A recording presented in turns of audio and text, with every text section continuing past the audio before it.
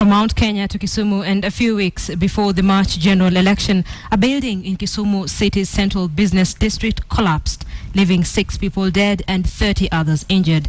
Contractors of the building were swiftly taken to court, where the case continues to wind its way through the slow wheels of justice.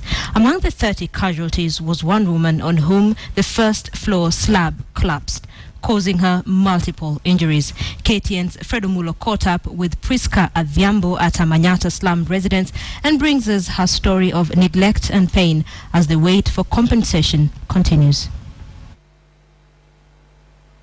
2 days before the chaotic party primaries that forever changed the country's political landscape, Priscah Adhiambo's efforts to fend for her young family came to a grinding halt after a building in which she was a mason came tumbling down on her. The mother of 4, whose husband was killed in Naivasha during the post-election violence, had successfully made the transition from a helpless IDP to a working mom. But on this day, all her aspirations were shattered.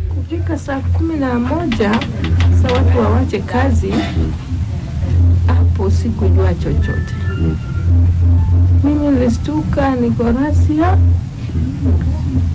kichwa imevunjika, meno hakuna. Unable to work and penniless, well-wishers helped her to her hovel in Manyatta, where she remains bedridden. The bleak situation has forced her 12-year-old daughter to become the breadwinner, begging around the city for handouts. Alikuwa anataka kuacha hata shule.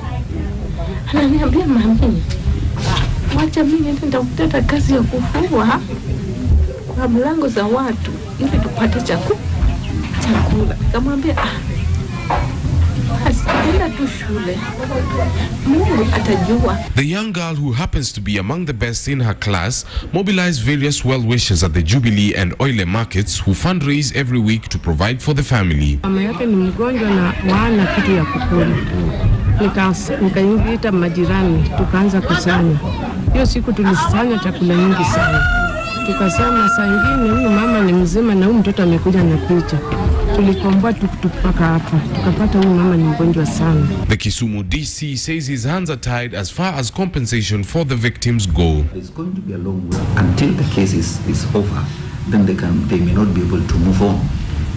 So I advise them to be very close and follow with the court, because once now the case is over, then they now institute the other civil proceedings on compensation. For Priscah to walk again, all she requires is a simple operation that will repair broken nerves and veins in her left leg. It is here that Priscah's hopes of fighting her way out of poverty and hopelessness came to a grinding halt. Today, she is a shadow of her former self, unable to raise the 7,000 shillings required to get her back on her feet. From Kisumu City, I am Omulo.